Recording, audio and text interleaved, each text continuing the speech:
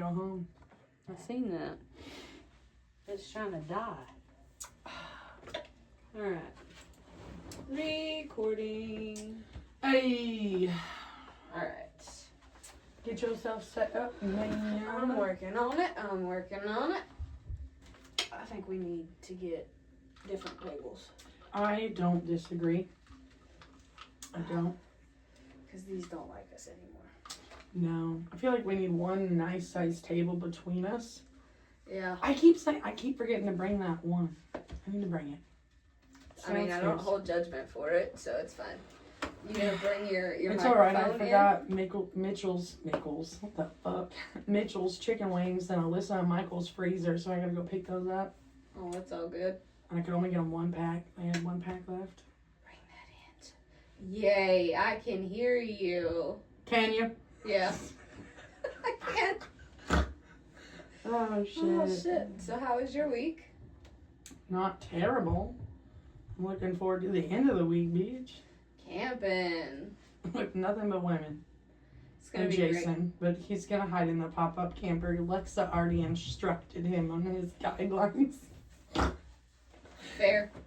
Fair. Oh, God. If that's the case, I might just bring my husband. Jessica goes, you think Mitchell's gonna come with Sammy? I said, I don't know. I told her that he could. And she goes, well, maybe that way him and Jason don't have to be all bored. I said, Well, they we'll are have Connor. Oh, he won't do shit. That'll be fun. Jason, Jason's only going because Lexa and him have only had this pop-up for like last season and now this season. So she's still like making sure she knows what she's doing by herself. And Jason and Mitchell are a lot of like very fucking quiet until you add beer into the mix. Yeah. Gotta love the beer. I don't know. I might just leave my husband at home this go round. I'm not gonna lie, I'm looking forward to no husband and no children. I might just haul my camper and my happy ass down by my big girl self. This is your best bet if you're gonna come down after work, bitch. Make Mitchell drive the Jeep and have your truck already hooked up to the camper. So when you get back, you can do what you gotta do real quick and see you later, motherfucker. Yeah. Oh, God. I'm not upset if he does come, and I'm not upset if he doesn't. You know, I did fuss him. For what? About what we were not supposed to share, because I know this isn't coming out anytime soon. Oh, about Jessica? Yeah. Yeah. I'm so excited. Does she know? That I told you? No, and when she sees this, she's gonna be mad as hell at me. Love it. Hopefully she don't jump on the live. She's usually pretty busy. And her service sucks, so fingers crossed. My bad, Jessica. She can't keep secrets. I can't. If it's like a good, like a, for real, like something you want me to take to the grave, bitch, I can do that. No, now, you can't. Yes, I can. I promise you that I've got plenty of secrets, bitch. I ain't even telling you. Hell no. I have done some fucked up shit. But it's like a present type thing. I can't keep a present a secret, bitch. So whenever she told me that, I was like, this is the equivalent of a present. So it's I've not been really looking at my a secret. So I've narrowed it down to 4 styles. I think I picked mine. I'm excited. I've never been excited to buy a dress before, but I think now that I'm starting to feel better about myself and losing the weight, I can't wait. I'm like just to see where I'm at that point and pick one. Knowing that my weight's coming off, like my sister mentioned it to me the other day too, and she was like, your titties are gone.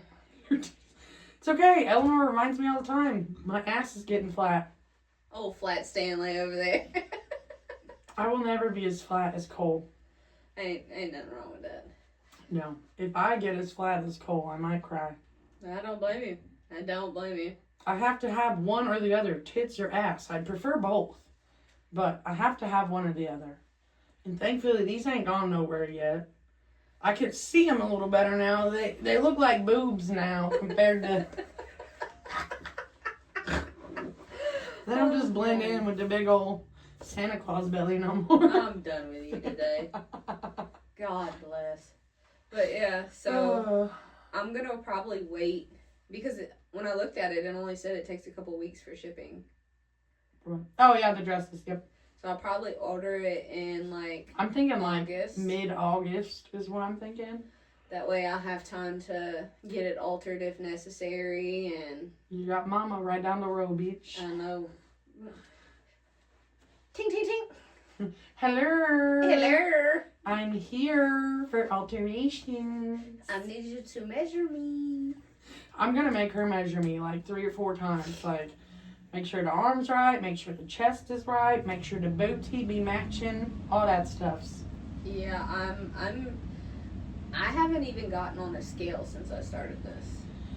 I finally got on one a couple weeks ago because I had to go to the doctor's. Yeah. And it said 73 pounds, which makes me very happy.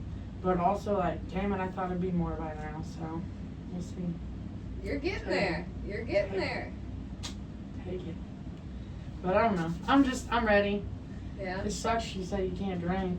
No, We're gonna have a mimosa bar with breakfast. Jessica's cousin is water kind of with like lemon.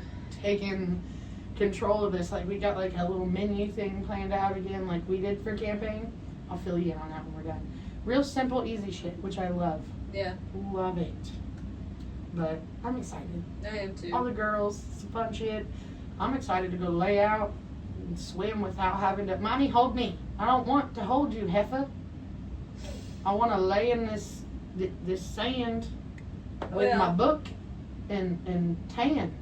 Go away. I just want a relaxing weekend, and I know. I feel like that's what it's gonna be. It's gonna be good. Oh yeah, definitely. All of us got kids, so we're all sitting here like, and annoying husbands. Love them, but they're annoying. Okay, they're needier than the children sometimes. That's your husband. Mine's just a mess. He's needy. He ain't needier than the kids all the time. Just on occasion. When that man is sick. Mine don't ever get sick. And if he's sick, he's sick for fucking 45 minutes and then he's up and going again. Cole doesn't get sick that often either, but when he does, you know. Oh yeah. Big old baby. Oh yeah. He gets like sick once a year, and like even I'm genuinely like, are you poke him with this stick? You breathing? You good? You okay over there? Because he does. Bitch, you need to go hospital. You really do. And see, since I moved up here, this state trying to kill me. I get sick every time I turn around. I know. It's fucking terrible. It's alright. They're gonna have to cut me open again soon. Yay. Yay. Alright. Let's jump into this one. Okay. So welcome to episode 15 of Blood Beneath the Moss. We're your hosts, Abby. And Sammy. Today we are going to be discussing. You dirty motherfucker. 1 second. You got that? No, it's making me mad. Are you sure? Okay, yes. Okay. Today we are going to be discussing a case famously known as the Santa Rosa Hitchhiker Murders. It is a case of serial murders. I didn't include it in this, but I'm going to talk about it kind of at the end. That the victims I'm getting ready to jump into are just the ones that are absolutely known and connected. There is an extensive list of women within the same time period that appear to be tied, but they could not definitively tie them to this same serial killers. Okay. I'm also going to note, so when I talk about these victims, a majority of them are minors, so there is very, very limited information about them. It kind of, like, the most I could find really is what led up to them disappearing. There wasn't much about, the type of person they were, what they like to do, things like that. Which, as most of them as minors, I would assume, normal kid things. But that's one thing I didn't like, that I could not find what I felt was enough to describe each victim. So. Well, sometimes you're gonna have that, and that's unfortunate. But I mean, it is what it is. Listen, Are you struggling? You good? There, that's. How about you put your hand underneath your cord? It wasn't that. All right. You good? Yes. You alright? Yes. You sure? Yes. Okay. Our first victim was Kim Wendy Allen, a 19-year-old art student at Santa Rosa Junior College. She, just like the... What did you do here? This was an accident. I put them in the wrong order. Despite her mother and even one of her professors warning her about the dangers of hitchhiking, that was her main means of transportation. Was it anywhere and everywhere? Yeah. Which, I mean, the time frame in this is... The 70s, isn't it? Yes, it's the 70s. So, to me, that's normal, California, I feel like it's pretty normal. We are going to get to one that even you're going to be like, that ain't motherfucking normal.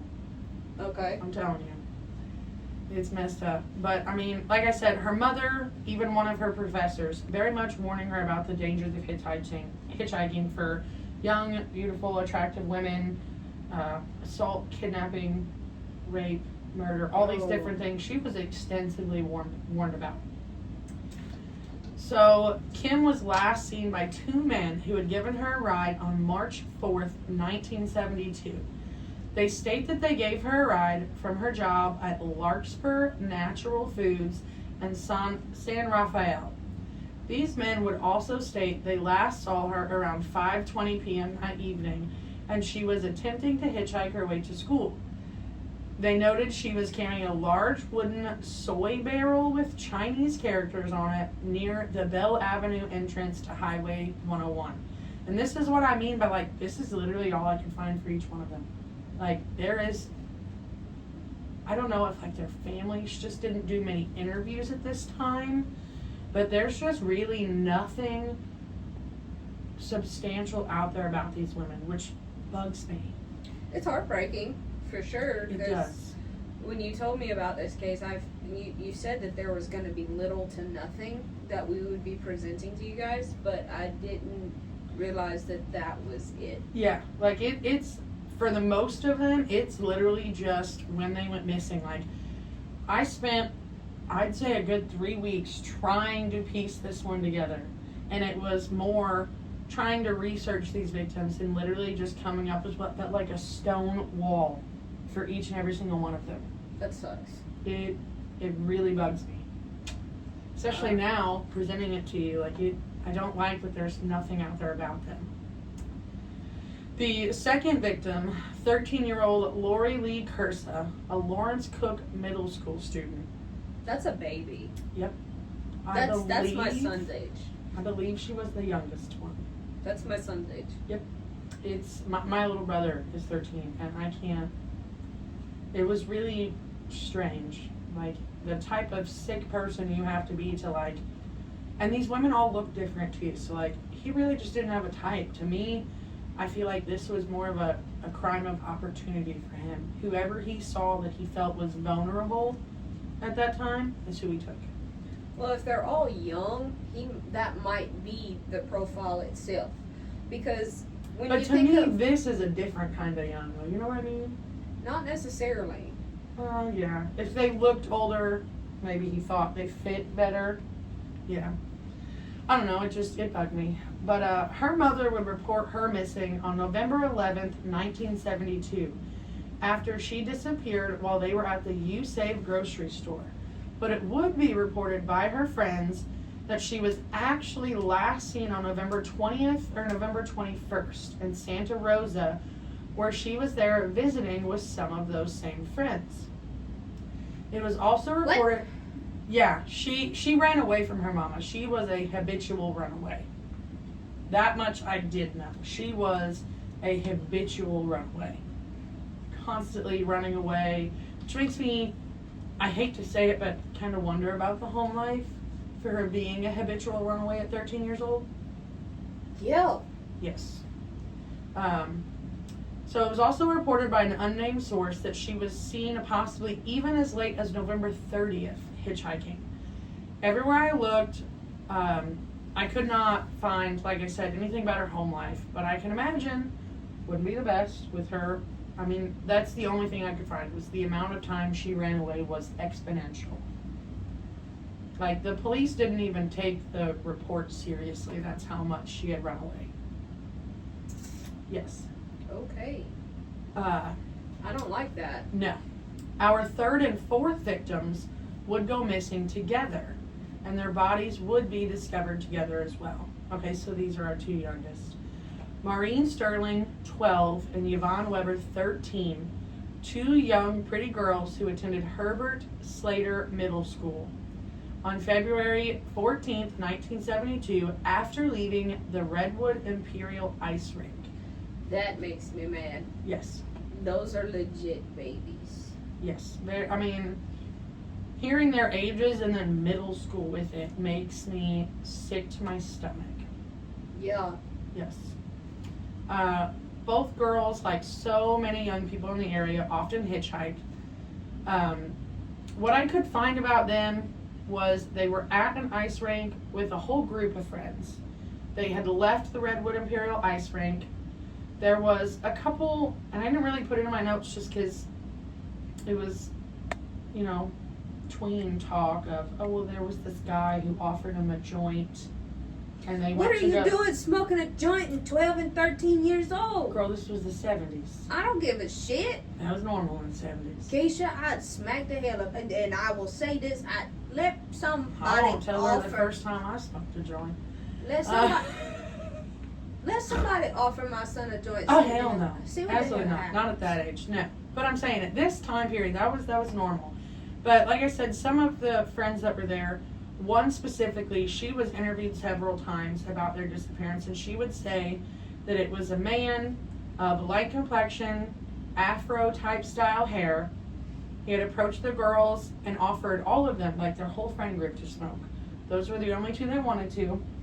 They said they would be fine and they would see them at school, you know, later, whenever. So I don't know what day of the Absolutely week this was, obviously. Stranger danger. Yes. So they were last seen that same evening after they had went with this man. So like this, yes, they went and they smoked with this man, but they were seen again by some of their friends that same evening hitchhiking on Guerneville Road. I probably said that wrong, but it's a weird name.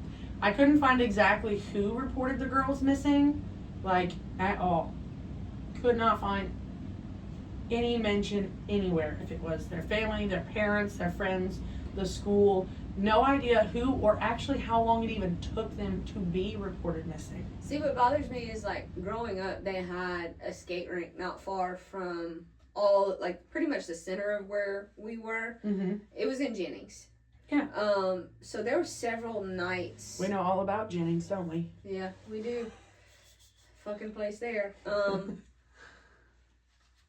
There were several nights that all of us would go to the skate rink, and we would stay there until like midnight, 1 o'clock in the There morning. used to be one over here in Chester that when I was a kid, my mama, it was safe. My mama would drop us off, They do a lockdown. go have dinner, and we'd all just be at this skate rink over here in Chester just having a ball, and she'd come get us 4, 5, 6 hours later. They would do. They called them lockdowns, and the parents would come and sign. They'd sign us in. We'd get like these little badges or whatever, and we'd be at the skate rink. And I can't skate. I can't fucking walk. Me neither. Bitch, I was in the corner playing with fucking glow sticks, I was having gonna the say, time of my life. That bitch dropped me off on purpose, knowing I ain't about to get out there. I'm gonna break something. But she still dropped me off every motherfucking time. And then, like, there was times they had another town not far from it. It was called the Lacassine Dance. They would hold it every other Saturday night for the kids, and it was like they made it a teenage club kind of thing. So, like, they had an area where you can buy food. They had drinks. They had a DJ come and play. So, like, not only were we sitting there being cool at the skate rink, we was cool at the dance hall, thinking we was hot shit back then. But again, our parents literally had to go in, sign us in, us pay our little. Exactly, and this mentions absolutely nothing about their parents, which, okay, again, I get it, it's the 70s, but y'all really gonna tell me that in the 70s your parents just were like, yeah, go do whatever you want? I can't say nothing because I grew up in the 90s. Bitch, me too, but the 90s was, you be home when that light comes on. But yeah, my mama's was, when the street light's on, you inside, and don't you motherfucking come in this house until it's on. But we also lived right across the street from the chief of police, so we was safe. I was walking around town and I had a dog named Chewy. She was a German Shepherd Siberian Husky mix. In the middle of the Louisiana heat, my daddy would have to shave her because it gets so hot down there. And me and her would walk, and most places have leash laws. Mm-hmm. My dog listened better than most people's kids back then, and I'm telling you, she was fucking legit. I could talk to that dog like I'm talking to you. And I'd walk up wherever I Bitch, you talk to a cow like you talk to me. Don't even. Yeah, this is a regular old Dr. Doolittle right here. Facts. But I'd take her to the library with me. I'd take her to the schoolhouse. Anywhere and everywhere I went, that dog came with me. But it's just, it bugged me that I could not find a single, really can't. There, no mention of her family, her school, her friends, who exactly reported her missing, which I find extremely freaking weird. It is. And again, the police in this area believed these girls were just 2 more runaways. How can you have that many runaways? Exactly. And I mean, they didn't do anything at first. Eventually, they half-assed an investigation. They found that man who offered him a joint, spoke with him. You know, they were able to clear him definitively. But as far as that was like it. That's bullshit. Yep. Speaking, they spoke with the girl's friends, their classmates. They would still discover no leads. But again, they didn't start that investigation right away. And again, I do not know definitively when they were actually reported missing. It could have been the next day. It could have been a week later. It could have been, it just does not specify anywhere. So that also bugged me. The 5th victim was Carolyn Nadine Davis. She was just 15 years old. She had ran away from her home in Shasta County on February 6th, 1973. And she spent the next 5 months traveling by hitchhiking. That is wild. You were 15 years old. Oh, this is the one you're about to get mad at. So just hold on to that. 5 months? You know, if I would have tried to do some shit like that at 15 years old, Jay Goto and Christy would come and find me, kill me twice, bring me back, kill me again, bring me back one more again, and then beat my ass from the sun coming home. I'm telling you, this one's about to make you mad. This one makes me mad. Carolyn had left her mother a note that said, "Dear Mom, don't worry too much about me. The only thing I'm going to be doing is keeping myself alive. Love, Carolyn." Hell no. Oh no, just wait. It's going to get even more fucked up. Even more fucked up. She would mail her mother and stepfather a letter shortly after she ran away, in which she wrote voluntarily. I guess, they did the whole little, handwriting analysis. I mean, they could tell she wasn't under stress when she wrote it. Okay. Wasn't, any type of coercion they felt in the way she wrote it. It matched perfectly the first one. There was no telltale signs of any issues. Okay. Which she stated that she never planned to return home. In an interview in 2022, so we're talking 29 years later, her sister comes forward and tells an interview she was doing that Caroline actually stayed with her in her duplex apartment in Garberville, California, after she ran away from her parents' house.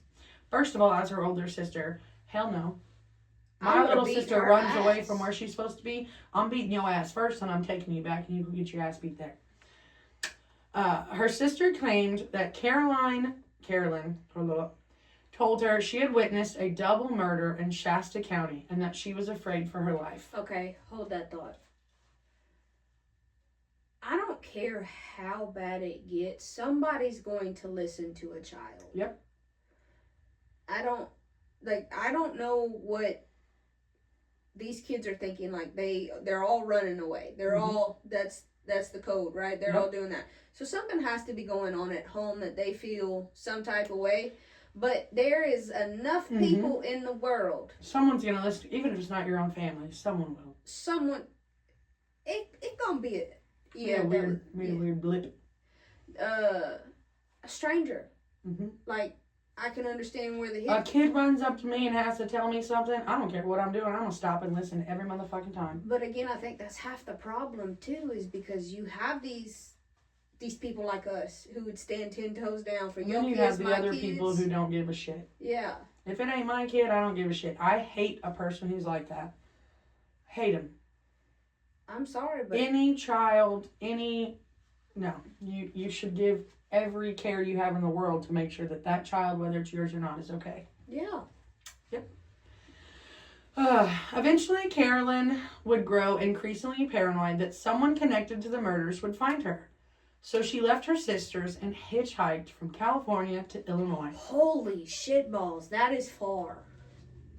And to me, okay, so she ran away from her parents in February of 73, okay? She hitchhiked to Illinois after spending some time with her sister. Carolyn would return to Garberville in the summer of 1973. So just a couple months later, she would hitchhike all the way back from Illinois to California again. Caroline would return to Garberville the summer of 1973, just a few months after she left. She returned because her sister was due to give birth, and naturally she wanted to be there for her sister and her niece or nephew. When she arrived back after hitchhiking, she stayed with her grandmother for about 2 weeks in July of 1973, before she decided she was going to return to Illinois to be with her boyfriend. Oh, just wait. Just hold it. I'm telling you. The 70s. Them women were known to be savages. Why grandmama ain't grabbing that baby by the ear and saying, you sitting your ass right here? You about to be real mad at that grandmama in a second. I'm telling you, let me get through this whole next part and you're going to be like, bitch. I'm mad now. Okay. According to statements by her grandmother, Carolyn told her that she planned to hitchhike her way back to Illinois. Her grandmother drove her own 15-year-old granddaughter to the downtown district of Garberville on July 15th, 1973. She parked in front of the post office, which was only 2 city blocks away from Highway 101 ramp southbound in Garberville. Caroline would never be heard from again. What grandmother just drops her 15-year-old granddaughter off by the freaking highway in California to hitchhike back across the fucking country? What in the actual fuck? I'm sorry. No. Absolutely the fuck not. No. So there's that people, right there. There's people in her life that love her, right? To an extent is what it sounds like. I'm sorry if you're one of these people listening, but that's fucked up. I would never. That is a child. 15 years old. And you're going to let this child hitchhike from California to Illinois willingly. Not once, not twice, but a third motherfucking time? Absolutely the fuck not. Grandmama couldn't even give her bus money? Shit. Well, things were different back then. Whew. Yeah, that blows my mind because, granted, I've never come from a home that was broken, right? I don't See, I haven't either, so I feel like that probably, distorts the way I'm looking at this maybe to some. Devil's advocate here is because, I have a good childhood. Exactly. It was rough in parts, but Yeah. I have a good childhood. Yep. Same thing here. My mom and dad were the rescues of misfits and rejects. Yes. We were a bunch of fucking hoodlums. That was my mama. My daddy not so much, but my mama was like that. Everybody and anybody who came to her house, that was automatically her kid. She gonna take care of them. Yeah, pretty much. Yep. There was times where I had friends living with me. There was times Same, that bitch. boy and girl, the boys stayed in one room, the girls stayed in the other, and there was rules that you didn't. Because my daddy was strict, my mama was strict too. You fuck up, you getting your ass tore up just like if you belong to me. Yep, and that's fair. It is. So, the sixth victim, Teresa Diane Walsh, a 23-year-old wife and mother, left her home in Miranda, California in the winter of 1973. I couldn't find the exact date she left, just throwing that in there. She left to spend time away from her husband and young son.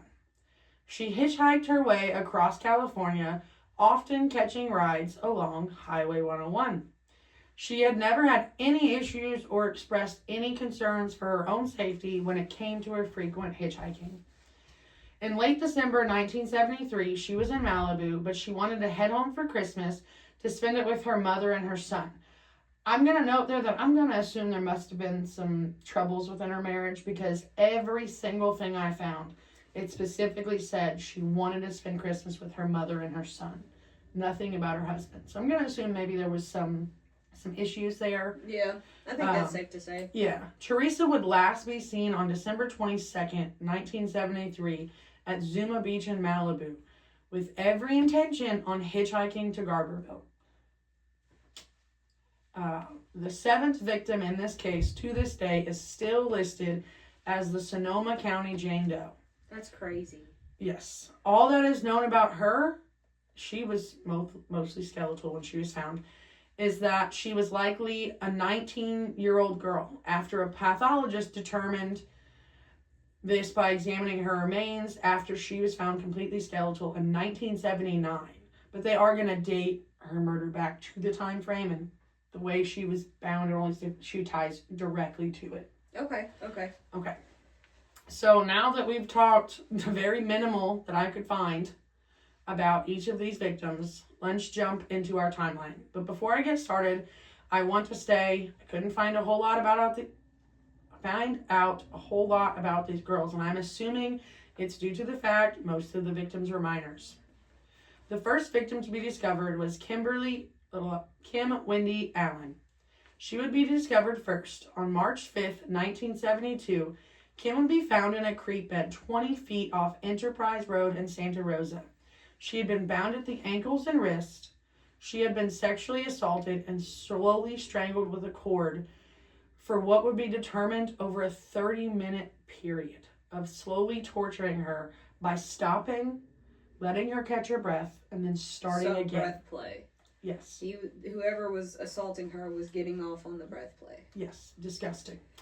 Trigger warnings. Sorry, I meant to do that. Semen was recovered from her body, as well as a single gold loop earring was found at the scene as well. Markings at the top of the embankment suggested a possible leg impression in the mud, likely indicated that the killer slipped and fell while disposing of her body. Authorities would rule out the two men who gave her a ride that we talked about, with one of the men even taking and passing a polygraph. Holy shit. Yes. This is what's really weird. Her checkbook was deposited in a drive-up mailbox across the street from Kentfield Post Office sometime on the morning of March 24th, 1972, 20 days after they determined she was murdered. And the police were hopeful after this due to them finding 2 fingerprints on the checkbook. However, this would prove to be false hope, as the prints came back with no matches in any database. And they checked federal, local, and military databases in hopes that this person would pop somewhere. Not a single where. Nope. Nothing. Authorities also noted in her case file that when her body was discovered, they found an oily substance on her right side that they said was similar to the oil used in a machine shop. Yes. Now, if she was found in a creek embankment right by a road, you can get that oil slick from cars passing in a rainfall. No, okay, so the type of body? It was on her body, and the type of oil is like that. I'm talking machines, like the kind you would like literally find on like the bearings and things in like grease. Yes. Okay. Yeah, I should have said grease. It was written oil. Yes. Months would go by, and on December 14th, 1972, the frozen remains of Lori Lee Cursa would be discovered in a ravine about 50 feet off of Calistoga Road, northeast of Racon Valley in Santa Rosa. The killer/killers had thrown her body at least 30 feet over an embankment. Holy shit. Yes. She was found with only a single wire loop in each earlobe, but the rest of her piercings were missing and not found at the scene. So they're taking trophies. And like they had said with the first one we just talked about, the gold earring that was on her, they do not believe was hers, because there's only one and they found nothing else. And it could have been hers if he was taking trophies, though, or swapping out. See, that's what I kind of thought, was maybe he was swapping between the victims. That's what I was kind of leaning towards. Her cause of death is listed as a broken neck with compression and hemorrhage of the spinal cord. This is where she differs from the first victim. Lori showed no signs of sexual assault or rape like Kim Allen, and that she likely was murdered 1 to 2 weeks prior to discovery. 2 people would later call in with sightings and tips about Lori, but neither call gave enough details that would help with the case. A possible witness to Lori's abduction would later come forward, stating that one evening, somewhere between December 3rd and December 9th, 1972, while on Parkhurst Drive, he states he saw 2 men walking with a young girl. The young girl, fits Lori's description, appeared to be physically impaired in some manner, as the 2 men were supporting her between them. The witness saw the men run across the road with the girl, push her into the back of the van that had been parked on the side of the roadway. He stated that the driver was a Caucasian man with an Afro-style hairstyle. This is where we play back to the 2 that would go missing together. That man was also interviewed here just for the Caucasian man Afro hairstyle. And again, completely ruled out. Then once they both got into the van, it sped off north on Calistoga Road. Authorities speculated that Lori had been kidnapped, forced into the van, stripped of her clothing, and that she opened the passenger door of the speeding vehicle, and in an attempt to escape her captor or captors, fell or jumped or was even pushed out and broke her neck in the fall into the ravine. They also speculated that they felt this fit more because if she wasn't raped or assaulted like the first one, they felt like she somehow got away. And this, to them, the way her neck was broken, kind of felt like the only possible way it broke in that manner. Okay. With force? Yes. The jump. Okay. Yes. Her captor or captors left her by the side of the road. The broken neck would have prevented Lori from moving, but it would have taken some time for her to die from the injury. So this little girl suffered. Even if they did manually break her neck, she would not have died right away. It would have taken her some time. That's why I'm kind of leaning more towards the detective's theories as well, that she was able to open that door and jump out, and that's what happened. Were they thinking that she was drugged? Did they find anything in her system that... I never saw any tox screens on her. Okay. No tox screen results on her, which is weird because if someone comes forward, this person did come forward months after they found her body, though. Yeah. So by the time they'd come forward, it's probably likely they wouldn't have been able to get anything from a tox screen. I don't know. Maybe, maybe not. Because usually, like, depending on the substance, it'll stay in your system even after you have passed. That's true.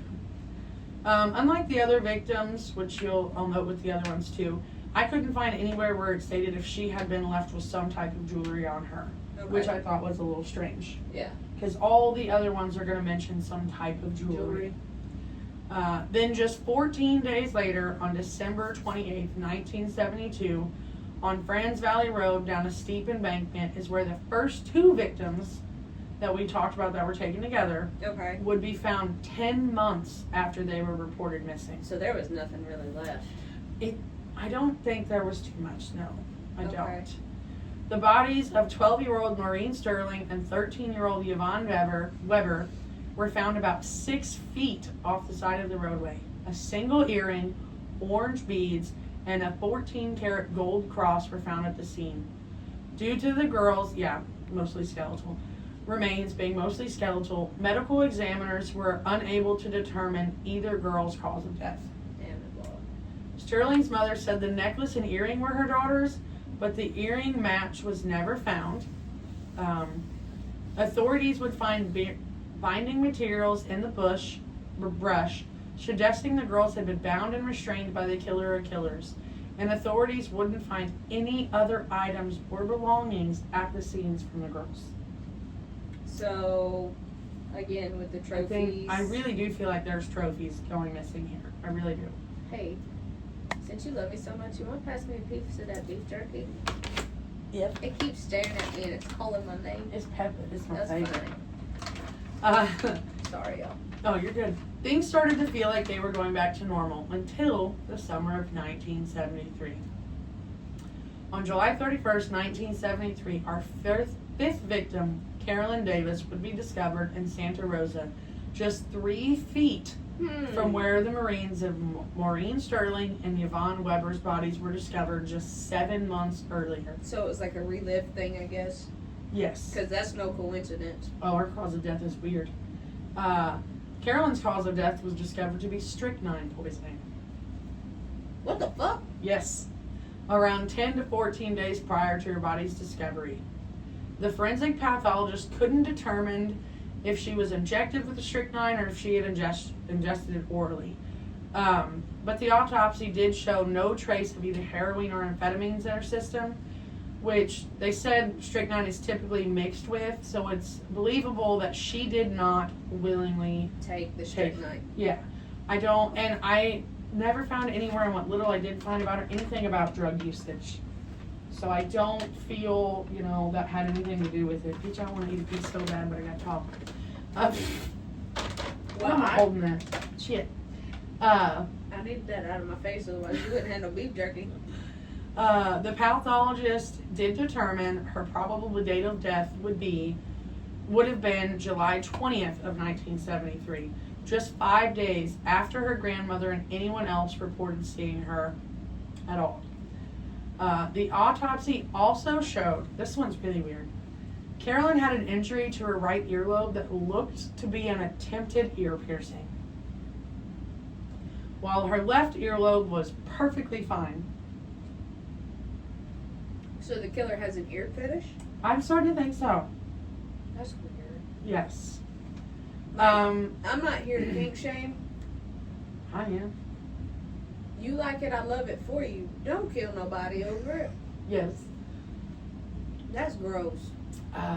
It was also noted that they were unable to determine if she had been sexually assaulted due to the amount of time that it took for them to actually find her. Investigators speculated that her body had been thrown from the road by her killer or killers due to the hillside brush being undisturbed. Like, they could not find anywhere at all that it looked like they would have walked through, period. Okay. Making it seem no one had dragged her down or even walked down carrying her small build body. She was a very, very small build. She could have easily been thrown over a man's shoulder and carried down. She was that small. Oh, she was tiny. Yes. What did we see? Oh, this part is where it gets weird. Investigators also noted a witchcraft symbol, meaning carrier of spirits, was found by her body. In 1975, police reported this symbol was a rectangle connected to a square with bars running alongside, constructed of twigs or sticks. It was identified as an occult symbol dating back to medieval England and suggested a possible connection to the Zodiac Killer. The symbol was located on the roadway above the site where Carolyn was found. I don't want to eat no more. I'm good. Have you ever listened to anything about the Zodiac Killer? Nasty. That dude fucked up. I have so many questions I would ask the Zodiac Killer. We talked about that. Yeah. I have questions. I'm good, because I heard his breath stink. Oh my god. Just 5 months later, on December 28th, 1973, our sixth victim, Teresa Walsh's body would be discovered by kayakers in Mark West Creek. Trauma. Yeah. Let me find somebody floating in a trauma. Yes, very much. I would probably never Swim in the again. water again. She had been hogtied with closed-tying rope, sexually assaulted, and strangled. Her autopsy would reveal she had been dead for only about 1 week. The high watermarks that coincided, yeah. I talked to texted my notes, which I'm really able to tell right now. That coincided with heavy rain in the area suggested her body could have drifted down several miles.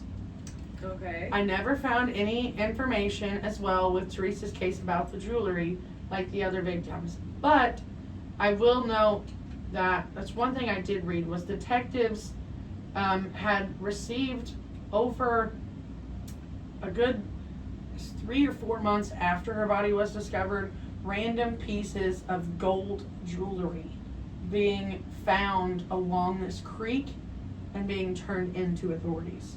So it is very possible that something belonged to her, and when she drifted down with the water, that it had drifted as well.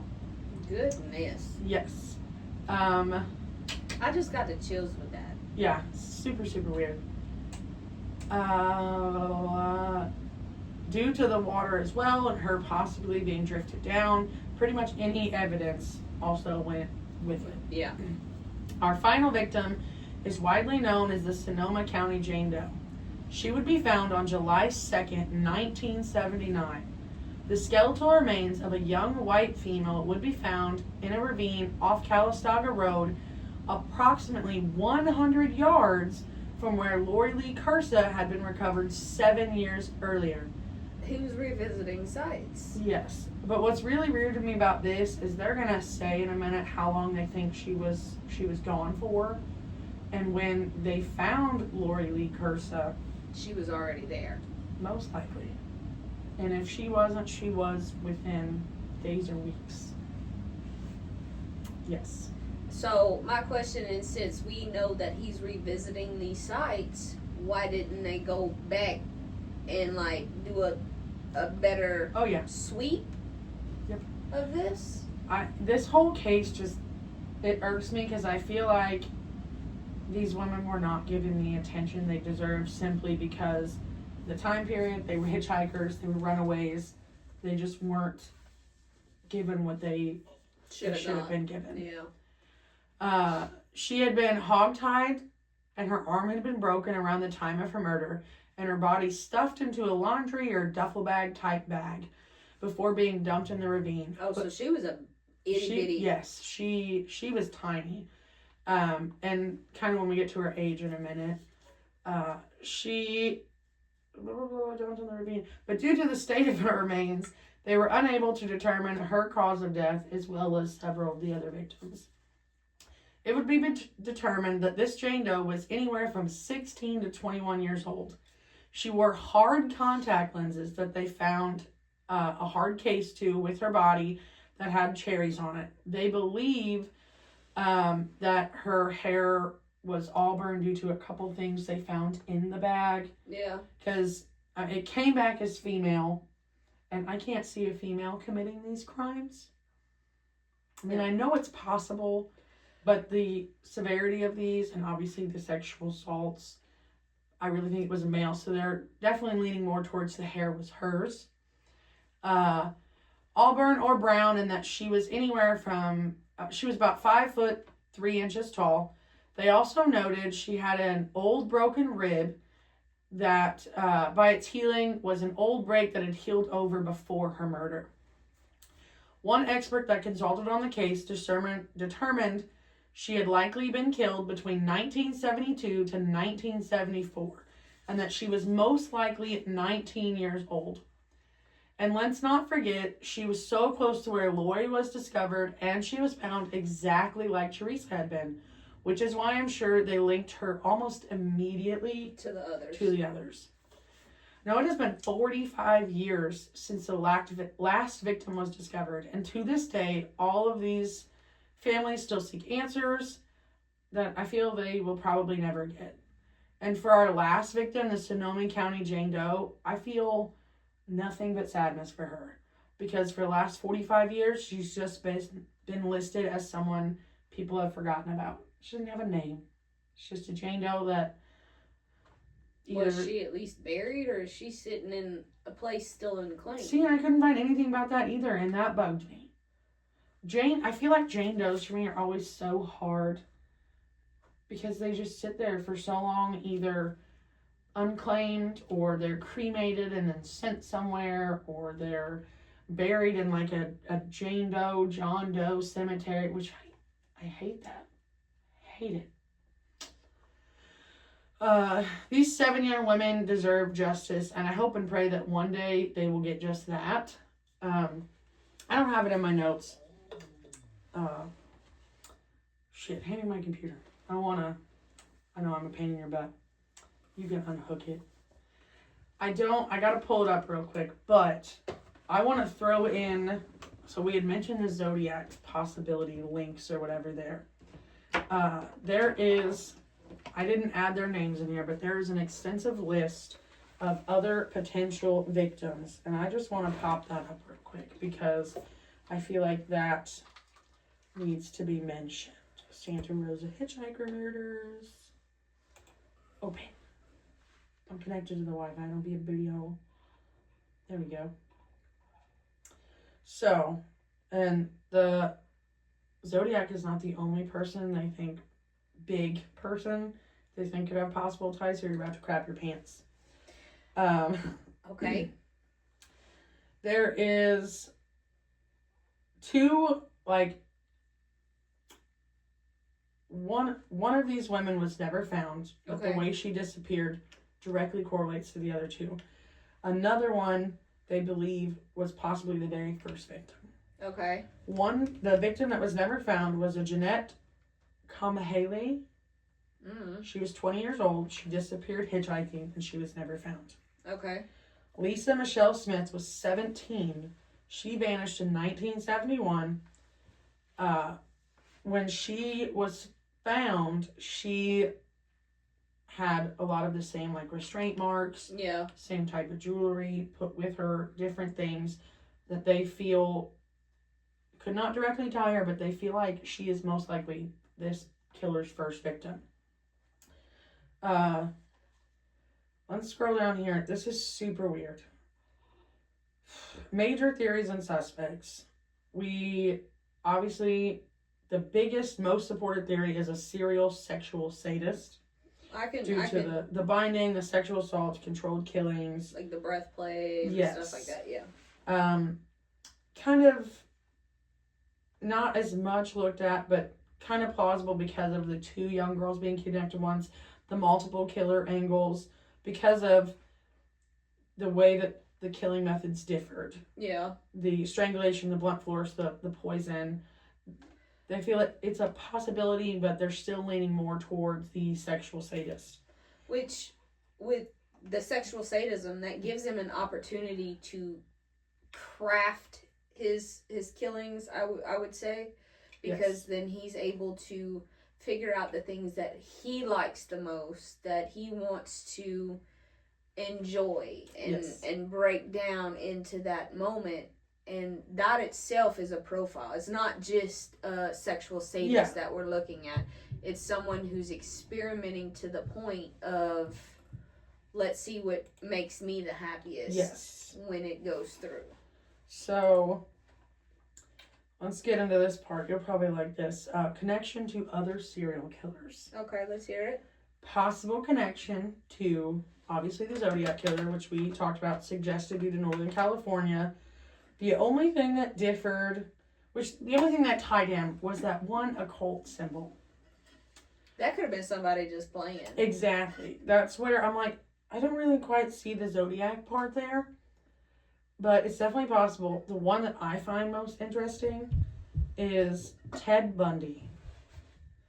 Witnesses described, several different witnesses, described a man resembling him in the areas where several of the women went missing. The time overlap, very, very possible. Very, very possible to when they can geographically put him in California during those time frames. Okay, so we talking about the GOAT. The one that everybody fucking knows is Ted Bundy. Even if you don't know true crime, you've heard his name. Yes. Okay, they're talking about a white man with Afro-style hair.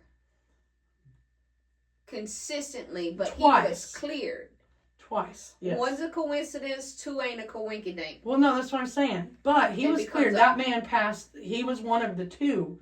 He passed a polygraph. He was out of there. Well, right.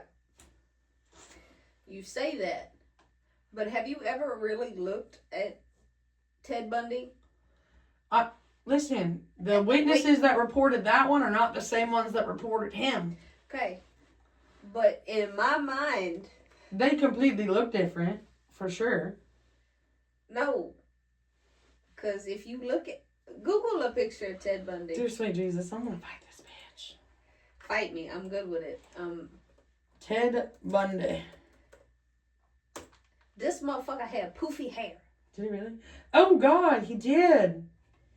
Why did anybody like this man? He looked creepy as hell. He not cute. And they said and he was had all charming bitch. and handsome. And he had that chipped tooth. Y'all need to fix your standards. Man. And the unibrow. He had a unibrow. That thing was atrocious. That I just saw. But in the same aspect. I can see the afro type with that. He was lightly complected, shall I say. So he had like the olive skin tone, right? Mm-hmm. The only thing I saw as problem-wise for it is there was no definitive evidence. But if you can geographically tie him to some of those locations around the time they went missing, and I don't know, we're talking about a sexual sadist here, that's fucking possible. But was Ted Bundy a true sexual sadist? I feel like Ted Bundy's one of those ones who, like, each victim, it depended on... I feel like with him, it was a personality switch. Like he had like a multiple personality disorder. Yeah, because when people would go through with him, they would say he would talk to you like this, and then it was just sudden. It was somebody else taking over. Like a switch. Oof. So I don't see Ted Bundy actually being a part of that, but I can see where they would get it from. Okay, so you see the picture of Ted Bundy. He's got the poofy hair. Definitely, he could fit. So you take somebody's over-imagined, Yep. And then they're just going to run with it and be like, oh, did you hear? Oh, what about this? And then one person turns into 10, turns into 50. So that's kind of where I was leading with that. When did he get arrested? That's my question. Google it. I'm looking right now. How many times is this man married? Twice, but he had several girlfriends. Nasty motherfucker. He ugly. He's not pretty. And I ain't no 10, but fuck, I ain't no 2 neither. That man funky as hell. The only Whoever's giving us a bunch of loves, we can't see the names, but... It's because we mentioned Ted Bundy. But I'm telling you, look this stuff up. There is some, like... There's some, like, major theories about Ted Bundy potentially being, if not the lone killer, it being that partner type situation, and he was one of the partners. See, but there's Ted some, Bundy, like, you could go down a rabbit hole with this one and Ted Bundy. That's the whole thing, though. Ted Bundy was literally a lone wolf. Like, he didn't to do all of that. But I'm saying, bitch, I'm saying. Some of the theories make you go, huh? Say what? So, the only local suspect theory was a man named Jim Mordecai. I don't like the last... Anybody's last name sounds like Mordecai, demonic. I'm telling you. We need to sage that whole man. I got some. You need some? He had previous allegations of history of sexual abuse, threats involving binding victims, and when he finally was investigated, he possessed an odd amount of women's jewelry. That's the one I look at. Because Mordecai right there, if you going to have all... But the thing is, can you ask the question, if he's going to have all this women's jewelry, is he having one of just an earring or a bracelet? Well, let me throw this at you. Okay. He had a family member in 2022 submit DNA evidence. And as of right now, this man is confirmed to not being investigated. So, in my mind, family member submitted some DNA. They had the semen and all that from the other several of the other victims. To me, I'm wondering if they were able to use that DNA to clear him as a suspect, and they just never officially put that out there. No, because they have to stand on it if they've cleared the suspect. There's true. there's the law behind that, so it's kind of like, where are you going with it? Yes. Let me get to this part. So, let's scroll down here to, where's that list? See, I'm loving all the likes and the loves, guys. Y'all are great. You're too far away from me to actually see who's doing it. But we greatly, greatly, greatly appreciate all the likes, all the loves, all the hearts. Yes. Because of y'all, it's helping push us further. And I just want to say thank you. I'm sorry. I don't usually grab my computer and start messing. Look at my stickers. I love my stickers. I'm sorry. I had to be like, I got true crime stickers from the cup she got me, and I got my book stickers from my sister. Love it. Love it. Last thing I swear, I just want to note this because I feel like it's important to note. In 1975, some sources say the FBI issued a report stating that 14 unsolved homicides between 1972 and 1974 were committed by the same perpetrator. These consist of the 6 found victims. And as of 1975, the following. So our 6 victims, they believe, all the same serial, and these other victims I'm about to say, that the FBI could not directly correlate, yeah. But a Rosa Vasquez, 20 years old, last seen May 26th of 1973. She was found on May 29th. She was found at the entrance of the Golden Gate Park in San Francisco. She had been strangled, and her body had thrown 7 feet off the roadway into some shrubs. Damn it. So, very similar. Very similar. I'm going to butcher this last name. Yvonne, and this is weird because we already had a Yvonne. Now we have another one. I thought it was an Yvette. No, Yvonne. Yvonne Weber. She was the one of the 13-year-olds. Okay. Okay, here's another Yvonne. Quillantang. Quilantang. My arm's weak. Can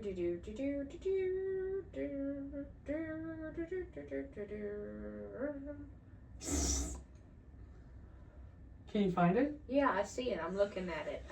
I'm thinking Quillantang.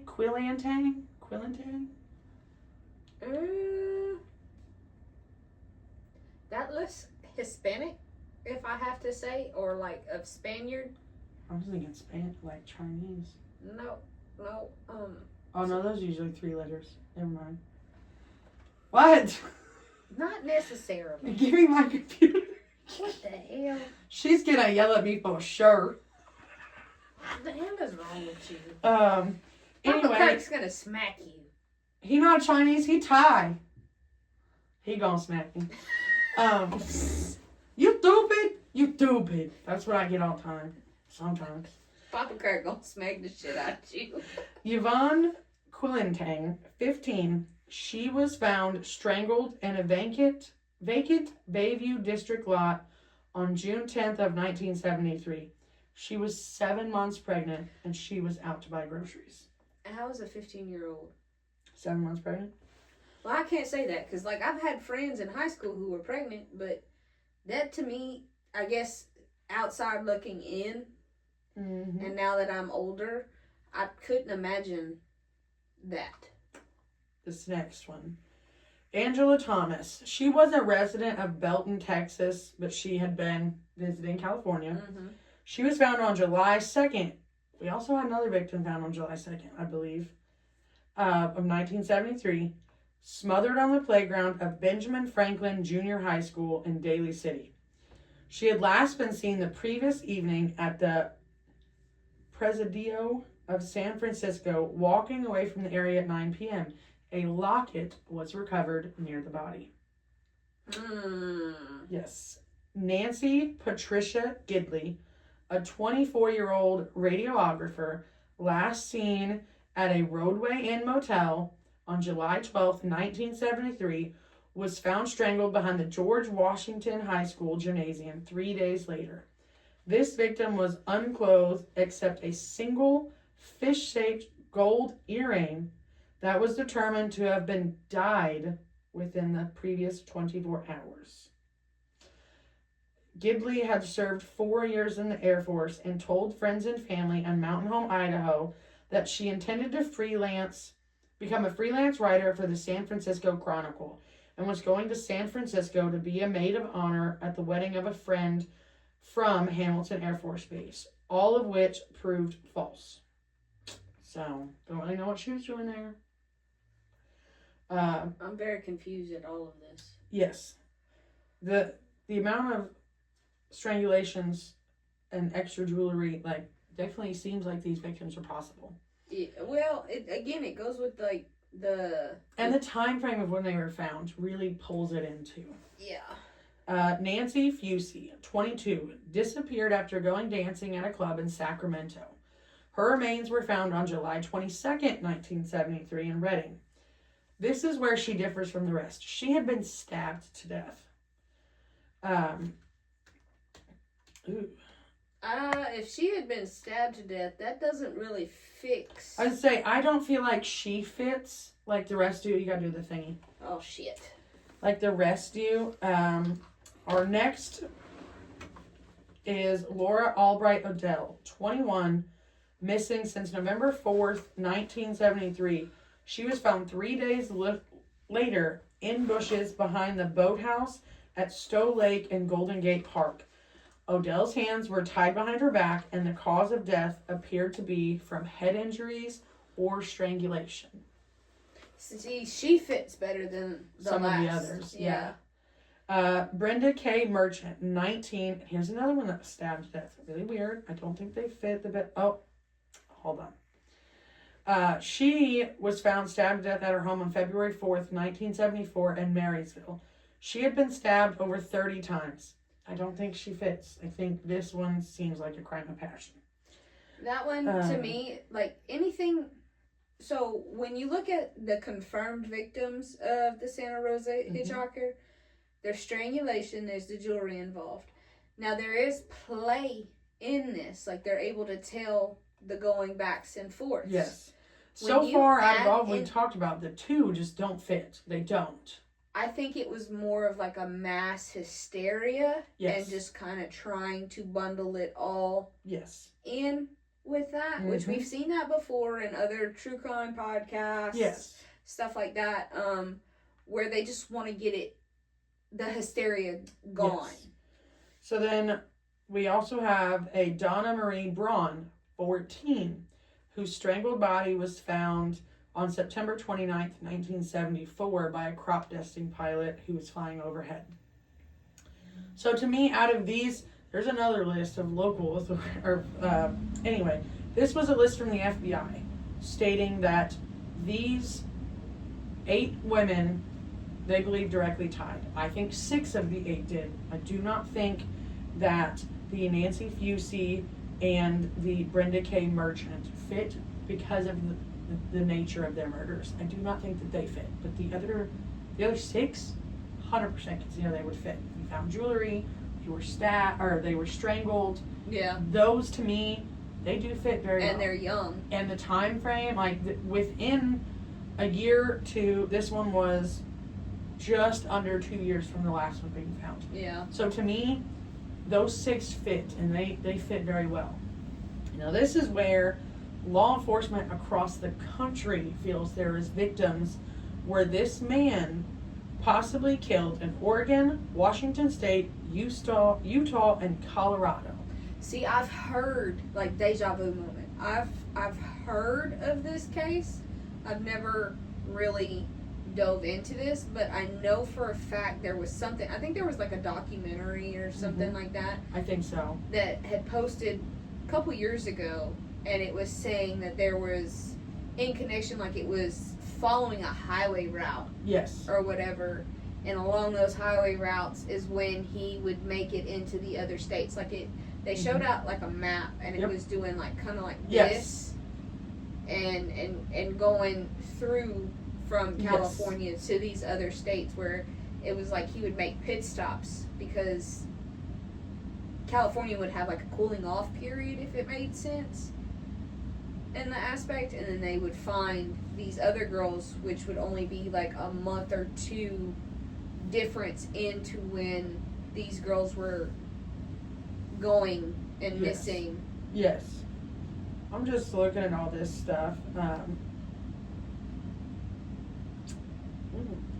So, this next list, I'm not going to go into it because this feels like people are trying to force the Zodiac theory on this. Okay.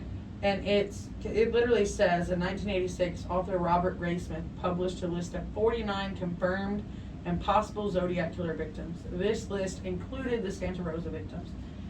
I feel like the Zodiac is a stretch because, like you said, anyone could have put that occult symbol by that body. The killer themselves could have done it as the Zodiac murders were going on at this time to try and draw attention away from themselves and to him. Yep. So, that one I don't feel very strongly about, but I don't know. This case, there's so many potential victims here. There's so many. The fact that you had one suspect, like one ironclad, had a named suspect, and you're not investigating, but we're just given his family DNA within the last couple of years. So this one just, I don't know, rubs me the wrong way. A whole group of children being murdered. Yeah. This one rubs me the wrong way. I feel that. I am not a big fan. 10 out of 10, don't recommend. Nope. And the more we do this, the more cases of children that have come to light.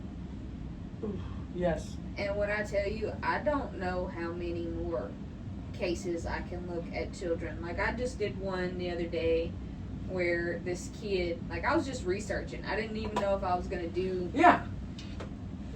This 11-year-old was sexually assaulted to the point of, like, no return.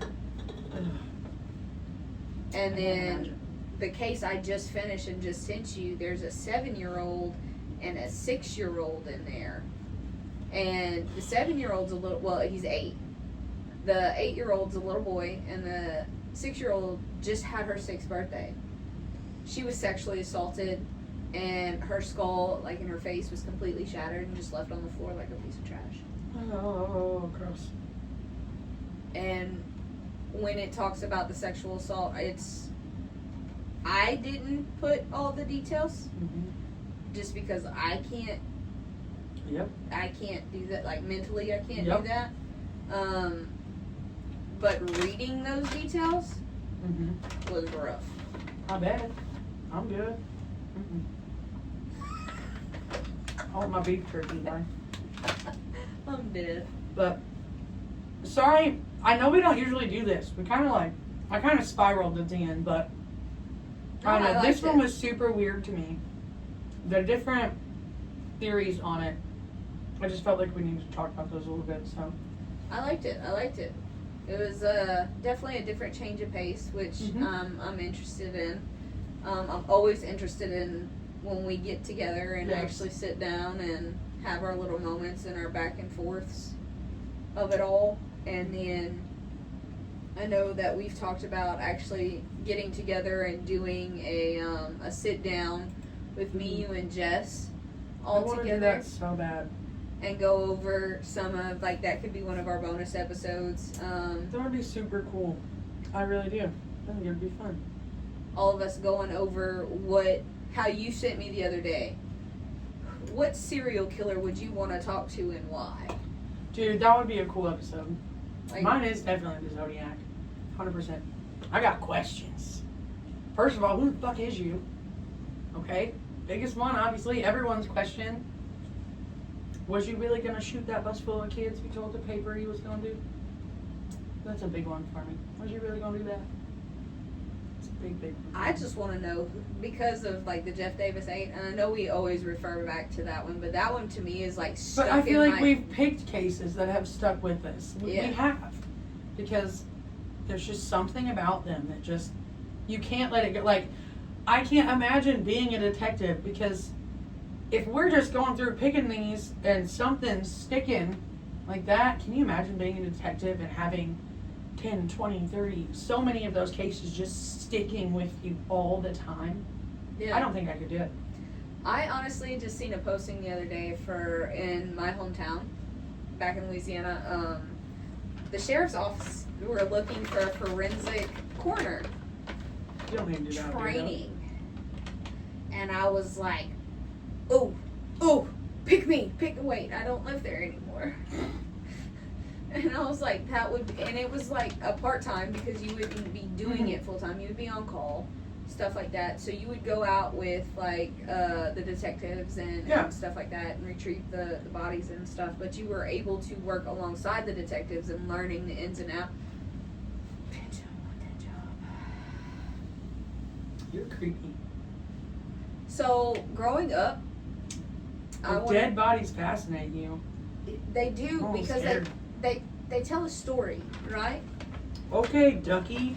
You gonna talk to him too? I wanted to be a forensic pathologist. Like, I really did. Like, I wanted to learn DNA. I wanted to learn anything to do with forensics. Like, I've always found it fascinating. Yeah. Always.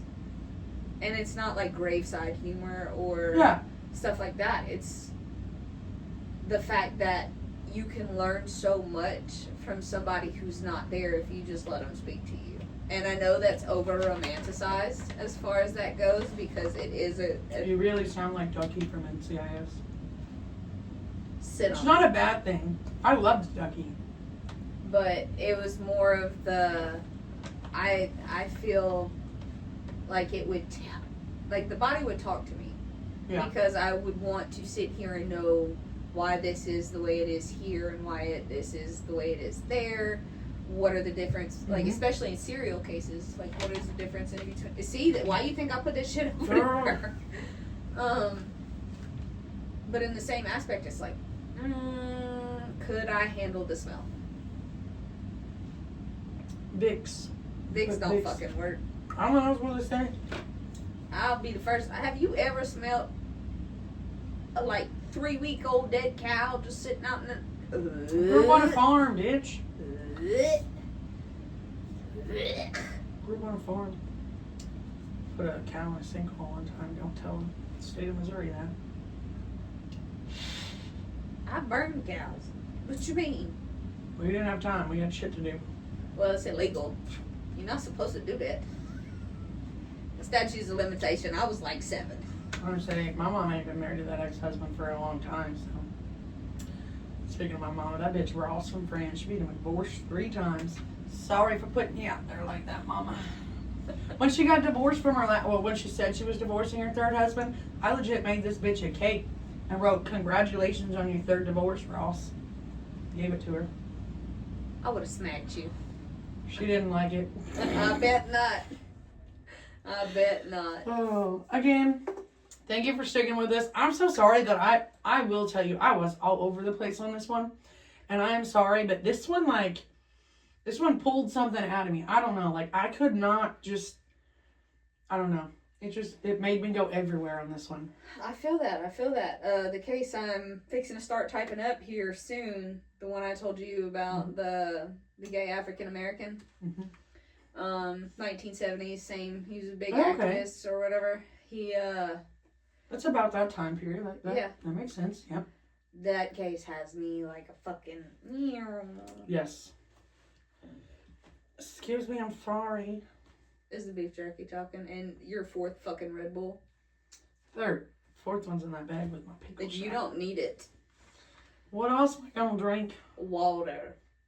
I left my cup at home. You'll have to drink that other Red Bull. Stop at the grocery store.